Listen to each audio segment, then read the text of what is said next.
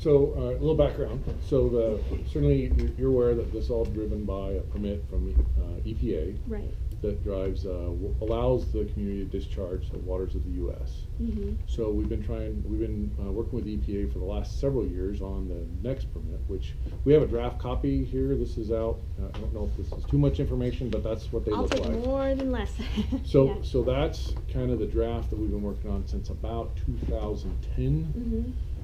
That has been in the works, and we haven't received the final. We expect that probably towards the end of the year. Okay. And so that kind of drives the limits at the wastewater treatment plant, or what we're trying to treat to. Right. The big issue is phosphorus. Right now, to put things generally in perspective, we're about 5 parts per million discharge of phosphorus, and the end permit limit in 10 years is 0.07 parts per million. You're supposed to get down to 0.07 in 10 years? 0.07 parts per million within 10 years. 10 years from now, or 10 years from? 10 years from the issuance of that permit. 0.07.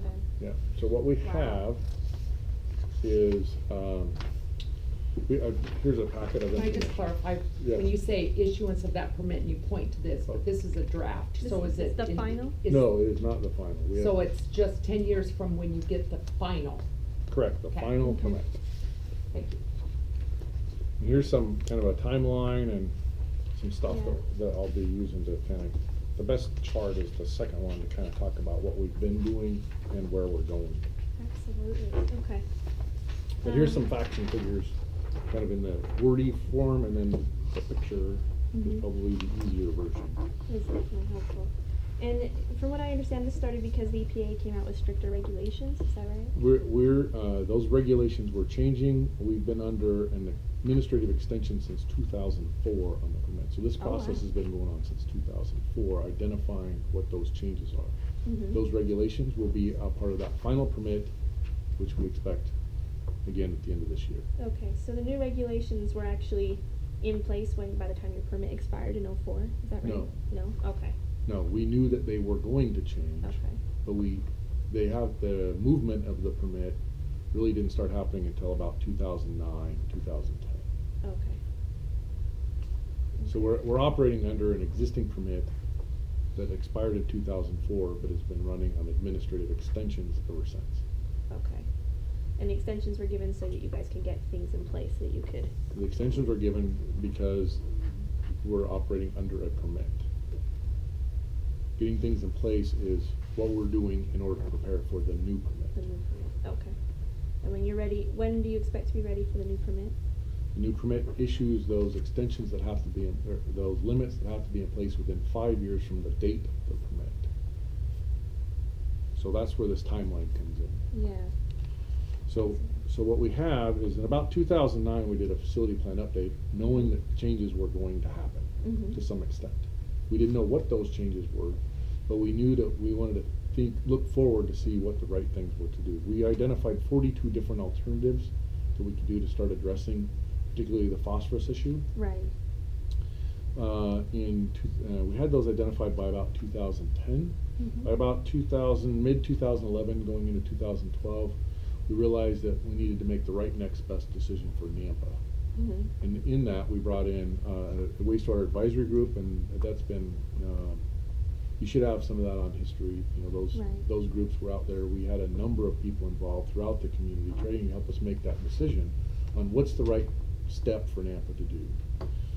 And at that point, we decided by about mid-2012, beginning of mid-2012, we identified that we boiled that down to about 4 or 5 alternatives. Mhm. But what we found was that there was one set of standards set of construction work that needed to be done regardless of what the alternative was. Mhm. Created flexibility. Mhm. Because our goal is to be able to continue to allow enough time to make the right decision. If we make a Right. decision too soon and regulation changes, it could increase costs to the community. Right. So the better we can build this process so we can get the best answer, that's what we're trying to do. So we hired Brown and Caldwell at about that time to come on and be our program manager. We did a large public involvement process and boiled it down to a single set of projects, which we're calling phase 1, our phase 1 decision, and that aligns with the first permit. The permit comes out is expected to come out again first of the year. And that has it's actually a 15-year implementation stage. 5 years, we have to get to 0.5 parts per million from in the summertime, May to September, and 1.5 parts per million. So we have to have that work completed within 5 years from the date of that final permit. So that's 2020 to 2021, depending on what date they give us. And so that's what's under construction today. Those are our first round of improvements. Those are essentially, Nampa before that had no phosphorus treatment in its plant. We met all requirements, but phosphorus wasn't even on the list. And it's an important improvement to improve water quality to Indian Creek, because we discharge to Indian Creek, which is right here back at the plant. And so the phase one, essentially what that does is it makes improvements to the plant that treats phosphorus, it adds phosphorus treatment. It's a biological process. And we'll show you some of the pictures of the big giant tanks that we're working on right now. Then it also includes some solids handling, because as we take more phosphorus out, we create more solids. And then there's kind of two projects of that. That's group B and C. B is a solids handling piece, and C is another digester, which makes the solids smaller, right? Essentially, that's the purpose. And Matt Gray could give you all the technical details on exactly how all this stuff works. Brown & Caldwell's been our consultant. They've been helping us, the program management team. We hired project-specific consultants to help us with the design of each of these phases, because all of this team has done, we've used the team approach all the way through. And so, anyway, we've got C.H. Hill as a consultant that did they're the design consultants for the construction that's underway now. We have Keller & Associates that's doing our solids handling, and MWH are now Stantec, or what's their name? I think they're still going as MWH. Okay, MWH is running. So, and that's just our phase one. We have yet to make the phase two decision. We're hoping that once we get the permit, we'll bring our group back together. And because we brought these people together, they were a tremendous help from the community. There were people from all over the community that gave us great insight, because again, we want to make the right next best decision for Nampa. There's no one right answer. And in that, we want to make a decision that's good today and into the future, not just do what the minimum is, because we want to make sure that we're making the right decision so that we don't make a mistake and do something that hampers us in the future. Am I going too fast, or you kind of? No. So just to clarify those, what you're saying, final permit 2016. Yep. So we're looking at talking about phase two soon.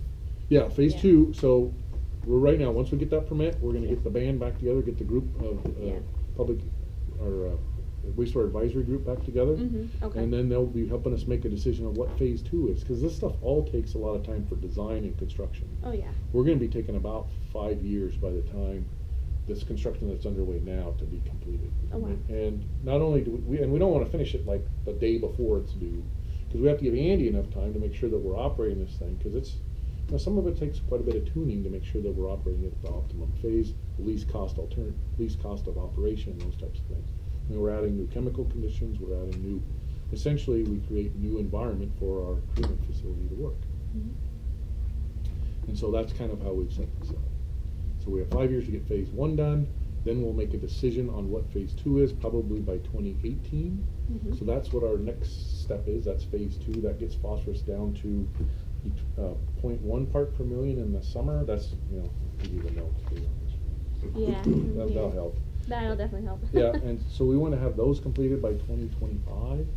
So it's going to take us, if we get that decision by 2018, it's going to take us a couple of years to get the design done, and then it takes about 5 years for construction. Wait, what part were we talking about with 2025? Sorry. Phase two. Phase two, right. That's when it's the deadline is. And you want to have that completed by 2025. Correct. Okay.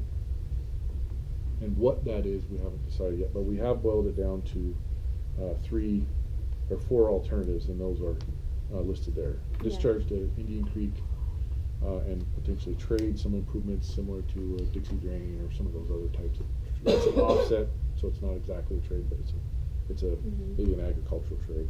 We just discharge Indian Creek and reuse, such as go to Class A, and we could use the water for irrigation purposes in the city's irrigation system, or just continue to do what we're now do now, which is just discharge the water at Indian Creek and let it go on down the path. All of them are improved treatment. All of them continue to clean wastewater to a much higher level. And then we all have always had do nothing more. Because when we brought our group together, it was kind of an interesting thing, right? A lot of people said, hey, just don't do it. Well, at first we thought, well, that seems unreasonable, but we brought that forward all the way through, so that when we're meeting with the community, that's an answer. It's what we found is it's the most expensive answer that you could possibly do, and it would significantly limit growth. I mean, the city could no longer grow, and not another connection could happen, and fines and penalties and all that kind of stuff happen. So it would be expensive because you'd get fined by EPA? EPA, correct. Yeah. I mean, you'd get fined by EPA. They would probably limit any further connections, so you'd have no further jobs, no further people moving in, and zero growth. Okay. And people ask us all the time, why do you do this? Because, I mean, besides the fact that it's the right thing to do, it's, you know, it is a requirement of EPA to improve water quality, but I think everybody can agree that it's the right thing. Just discharging to the creek is not an acceptable alternative. We are doing our part. Okay, so you're going to be focusing a lot on discharge in phase 2. Correct. And you focused a lot on phosphorus in phase 1. Were there any other nutrients or any other sorts of things in discharge that you had to worry about? I think phosphorus was the primary focus. Okay. We get additional capacity. I mean, some of the other things, when you're making improvements at the treatment plant, you're going to potentially get additional capacity for future growth. For flow, we do get some, we have to make sure that we maintain nitrogen removal, phosphorus, suspended solids, what's that one? Phosphorus salts. I'm missing something. BOD. Yeah, biological. What, BOD? Biochemical oxygen demand. Oh, my, okay. Okay, what's biochemical oxygen? It's basically the carbon you're putting out into the creek. Okay. So it's just another nutrient. So those are the big 4 or 5. Yeah. Okay. So as we're looking forward, each of these things, I mean, you could discharge to Indian Creek and trade. You mean trade by?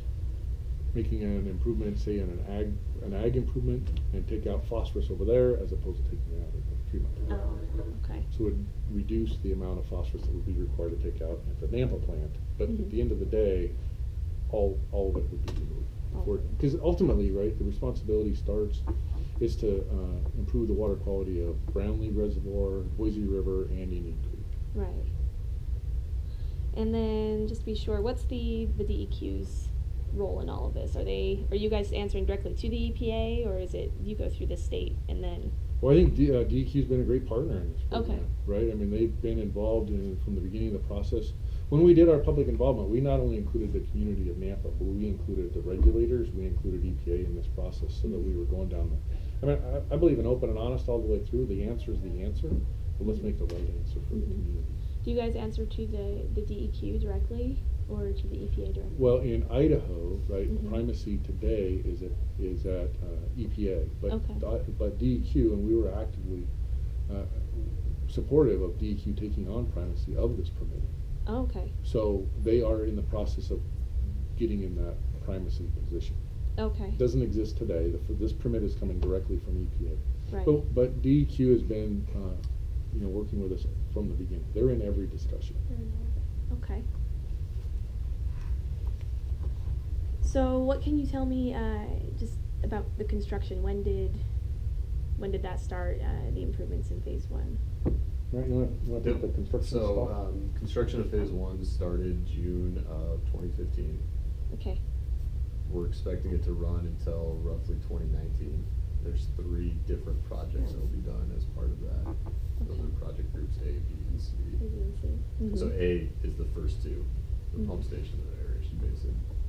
And then C is actually the anaerobic digester, and salt handling is B. Salt handling is B. Okay. And where are you at right now, as far as the A, B, and C? So we're about halfway through project group A. Okay. And then B will go into construction next year, 2017, and then C will go into construction in 2018. Okay. One of our strategies of this construction cycle was we have a long history here in Nampa of working with some really good local contractors. We have Ewing Construction on board, who's done a bunch of work for us before. And so we wanted to build packages that would meet that level of contractor that we're used to working with. So some of this reason was to be able to get local contractors to be able to bid on these projects. So build Mhm. project sizes that are in their typical realm of work. So that's somewhat the reason why there's an A, B, and C. Mhm. Another one is Okay. we can cash flow a project, the least Right. impact on rates, right? Right. And I mean, the rates obviously are part of it. I wanted to focus a bit on the kind of what you're doing here more, Mhm. but just so to be clear, the rates, it's already been built into the local rates, right? They're already paying for it now. The phase one's all Yeah. funded, it's funded. Yeah, okay, yeah, I noticed that in looking at past articles and things like that, so, what is the total cost of, well, I guess it's right on here, of phase one, is it? About 38 million in capital. And then phase two, you're looking at 60 to 140 million? Correct. Okay. And you have the ability to fund up to 140 million? I mean, is that just The funding, well, until we know, we have to then figure out how we fund it. after that? Okay. Would that involve rate, in maybe raising rates or bonding? Likely, yeah. Yeah. Have you guys bonded for this? There's a loan for the phase one. There's a loan for Yeah, this we one. have a $17 million loan with the Department of Environmental Quality. Okay. So, I mean, that's another place that they've partnered with us, they've been great to work with. Okay.